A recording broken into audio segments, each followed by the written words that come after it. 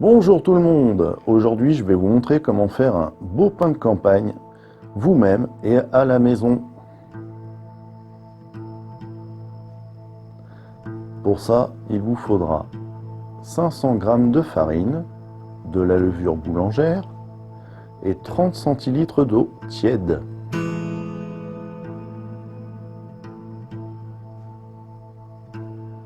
On va mettre dans notre farine une bonne grosse poignée de sel, l'équivalent d'une demi-cuillère à café,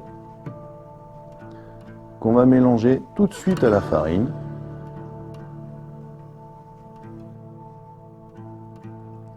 Et ensuite, on y rajoute la levure boulangère, qu'on va également mélanger à la farine. C'est important de ne pas mettre la levure en premier, sinon lorsque vous allez poser le sel dessus, en fait le sel va brûler et tuer votre levure. Donc c'est une étape qu'il faut respecter. On va venir mettre maintenant notre eau tiède au fur et à mesure, de manière à bien mélanger notre pâte. Il faut savoir que l'erreur qu'on fait souvent au début, c'est de mettre trop d'eau. Et si vous mettez trop d'eau, votre pâte sera beaucoup trop liquide et après c'est très compliqué de récupérer cette erreur. Il va vous falloir 1 kg de farine, c'est vraiment l'erreur à pas faire. Donc prenez votre temps et mettez l'eau au fur et à mesure. Maintenant que j'ai mis toute mon eau, on peut voir que la pâte déjà a une bonne consistance. Et on va arrêter de remuer avec la cuillère parce que le pain, ça se fait avec la main, avec les doigts. Donc on pose la cuillère et on va commencer à pétrir la pâte à la main.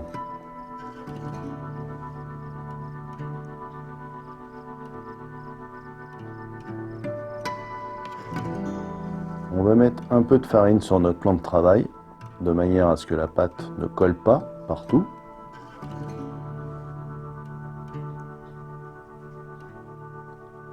On va mettre la pâte sur le plan de travail, mais également récupérer toute la farine et tout ce qu'on avait dans notre bol.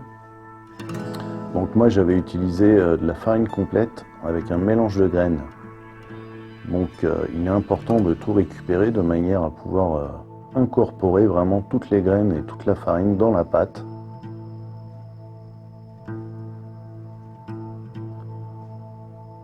Et avec les mains, c'est quand même ce qu'il y a de plus pratique. Vous voyez, on incorpore les graines et on commence à pétrir notre pâte gentiment. Là, on obtient un bon mélange, une belle pâte. On voit que tout est bien mélangé. On va remettre dans le bol de manière à le laisser maintenant reposer pendant une bonne heure. Donc on pose dans notre bol.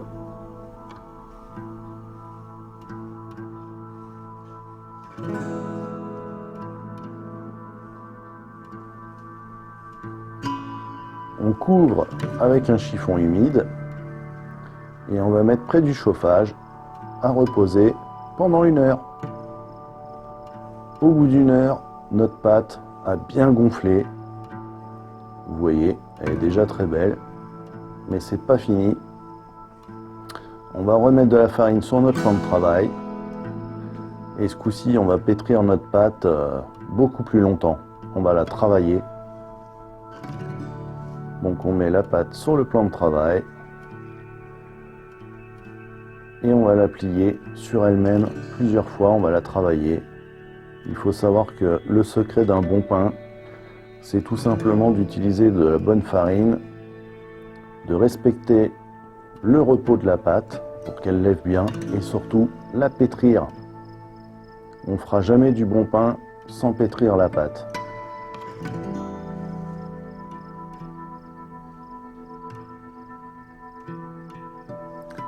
Au bout de plusieurs minutes, on va commencer à donner la forme à notre pain. Donc moi j'avais déjà essayé de faire du pain en forme de boule, ça marche très bien. Et là j'avais envie de faire un pain plutôt en forme allongée.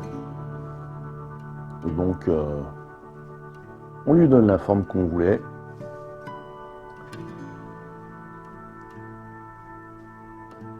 Voilà. Et à présent, maintenant qu'on a la forme qu'on voulait, on va le placer dans un plat qui va au four, un plat propre. On va le couvrir à nouveau avec le chiffon humide. Et on va laisser reposer près du chauffage encore 40 minutes. Voilà, au bout de 40 minutes, vous voyez la pâte a encore levé, elle a gonflé, et elle est très très belle. À présent, on va prendre un couteau et venir l'inciser de chaque côté, lui faire deux belles entailles. C'est ces entailles en fait qui vont permettre au pain de gonfler pendant la cuisson, vraiment d'avoir une mie bien gonflée, bien aérienne, pleine de bulles. Vous voyez la belle mie bien tendre. On met au four avec une gamelle d'eau à 210 degrés et c'est parti pour 35 minutes de cuisson.